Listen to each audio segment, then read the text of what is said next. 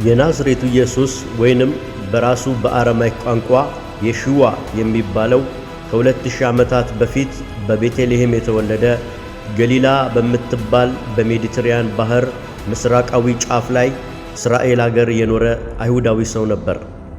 ስለ ሕይወቱ መረጃ ተከታዮቹ ከነበሩት ውስጥ በአይን ምስክርነት መሠረት በአራቱ ወንጌሎች ውስጥ ተቀምጧል። ኢየሱስ ባደገበት ሕዝቦች በእስራኤል በቅዱሳት መጻሕፍት ላይ እግዚአብሔር አብርሃምን የመረጠው በእርሱ በኩል አሕዛብን ሁሉ ይባርክ ዘንድ እንደሆነ ተጽፏል።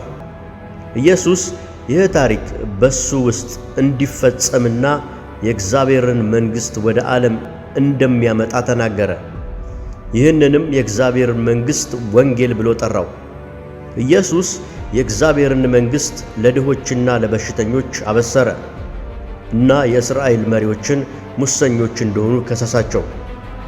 እንደሚያስገድለው እያወቀ በኢየሩሳሌም ተፈታተናቸው።